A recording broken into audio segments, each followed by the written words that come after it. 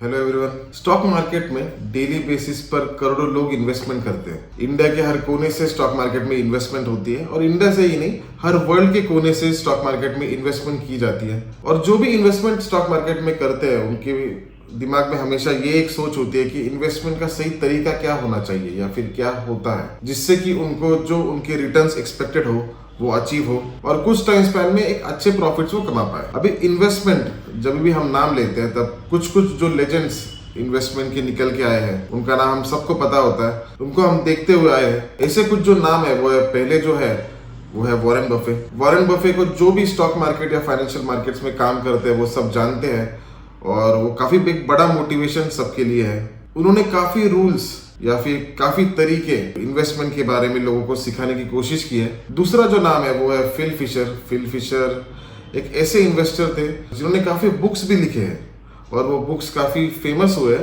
और काफी लोगों तक उनकी इन्वेस्टमेंट के टेक्निक्स या स्ट्रेटजीज उन्होंने पहुंचाए हैं। अभी ऐसा माना जाता है कि जब वॉरेन बफे भी शुरुआत के टाइम पर इन्वेस्टमेंट के बारे में फिल फिशर की जो बुक्स वो रीड करते थे। थर्ड जो है वो बेन ग्रैम की जो बुक है द इंटेलिजेंट इन्वेस्टर, ये वर्ल्ड वाइड बेची जाती है और जो भी एक इन्वेस्टर होता है वो इस बुक को काफी मानता है और इस बुक में से काफी नॉलेज इन्वेस्टर्स को मिला है। और एक चौथा जो नाम है वो है चार्ली मंगर। चार्ली मंगर जो थे वो आपको जैसे पता है कि अभी उनकी डेथ हुई।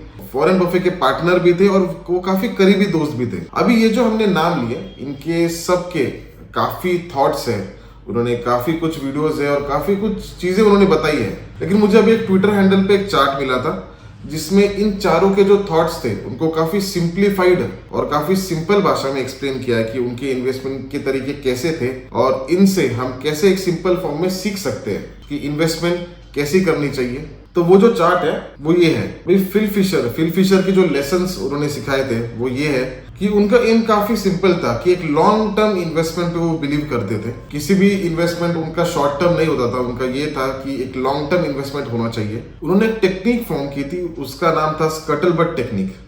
तो इस स्कटलबट टेक्निक में वो किस तरह से काम करते थे, तो उनका ये मानना था कि किसी भी कंपनी में इन्वेस्ट करने के पहले उसके बारे में पूरा इंफॉर्मेशन आपके पास चाहिए। तो ये इंफॉर्मेशन वो कैसे गैदर करते थे, तो इस टेक्निक में ये दिखाया गया है कि जो भी लोगों से बातें होती है तो उससे जितनी इंफॉर्मेशन आप ग्रास्प कर सकते हो तो उतनी इंफॉर्मेशन गैदर करनी चाहिए। हाँ, लेकिन उन्हीं से बात करनी चाहिए जो उस कंपनी में बिलोंग करते हैं या फिर उस इंडस्ट्री में बिलोंग करते हैं, जिनको उस चीज के बारे में कुछ नॉलेज हो सकता है। इसमें ये नहीं कि आप किसी से भी डिस्कस करोगे और उसमें से एक डिसीजन पे आना होता है। तो ये टेक्निक उन्होंने फॉर्म की थी और इस टेक्निक से वो लॉन्ग टर्म के लिए इन्वेस्टमेंट किया करते थे। दूसरा जो नाम है वो है बेंजामिन ग्रैम। उनका फोकस वैल्यूएशन पे ज्यादा हुआ करता था। उन्होंने ये सिखाया है कि वैल्यूएशन एक काफी इंपॉर्टेंट पार्ट होता है इन्वेस्टमेंट के बारे में। अगर किसी स्टॉक में आप इन्वेस्ट करना चाह रहे हो तो उसकी प्राइस और उसके वैल्यूएशन में जो डिफरेंस है उसके बारे में आपका स्टडी होना चाहिए। कि मान लीजिए अगर किसी स्टॉक है उसकी वैल्यूएशन अगर उसके प्राइस से काफी ज्यादा है और वो प्राइस अगर नीचे ट्रेल कर रहा है या फिर नीचे के लेवल्स पर है तो वो एक अच्छी इन्वेस्टमेंट आपके लिए हो सकती है। और उसके हिसाब से उन्होंने वो टेक्निक लोगों तक पहुंचाई थी कि वैल्यूएशन का इस्तेमाल कैसे करना चाहिए एक इन्वेस्टमेंट को करने से पहले। तीसरे जो है चार्ली मंगर, तो उनका जो फोकस हुआ करता था वो लॉन्ग टर्म सस्टेनेबल ग्रोथ पर हुआ करता था। उसका ये अर्थ था कि वो जो इकोनॉमिक ग्रोथ उस स्टॉक में कितनी हो सकती है आगे जाके, उनके जो बैलेंस शीट है वो कितनी स्ट्रांग है और वो बिजनेस आगे जाके कितना सस्टेन हो सकता है और कितना ग्रोथ हो सकता है, तो उसके ऊपर उनका पूरा फोकस हुआ करता था। उनके जो कैश फ्लो हुआ करते थे या फिर जो इनफ्लोज और आउटफ्लोज जो हुआ करते थे तो उसके बारे में पूरा स्टडी वो करते थे और उसके बाद में वो इन्वेस्टमेंट की डिसीजन लेना चाहिए, ऐसी उनकी राय थी। और एक जो इम्पोर्टेंट फैक्टर्स इन सब से हमें जो सीखने मिला था कि जो मैनेजमेंट पर फोकस काफी वो करते थे। सारे इन्वेस्टर्स को अगर देखा जाए तो मैनेजमेंट जो हुआ करता था वो उनके लिए काफी इंपॉर्टेंट फैक्टर हुआ करता था।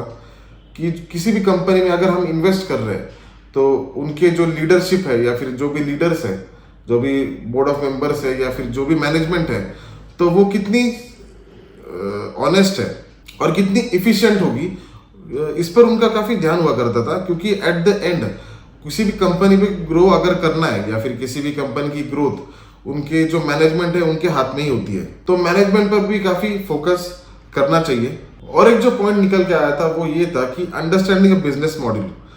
तो किसी कंपनी में अगर हम इन्वेस्ट कर रहे हैं तो उसका अगर बिजनेस हमें समझ नहीं आ रहा है या फिर उसका जो मॉडल है वो अगर हमें समझ नहीं आ रहा है तो उसमें हमें इन्वेस्ट नहीं करना चाहिए। अगर आप किसी स्टॉक में इन्वेस्ट कर रहे हो और उस स्टॉक के बारे में या फिर उस सेक्टर के बारे में आपको जानकारी नहीं है और उसका मॉडल भी अगर आपको समझ में नहीं आ रहा है तो उसमें इन्वेस्ट नहीं करना चाहिए। और जिस स्टॉक के बारे में आपको समझ में आ गया है तो उसके बारे में डेप्थ में एनालिसिस करने के बाद उसमें एक इन्वेस्टमेंट करनी चाहिए। तो ये सारे पॉइंट्स इस चार्ट में निकल के आए हैं।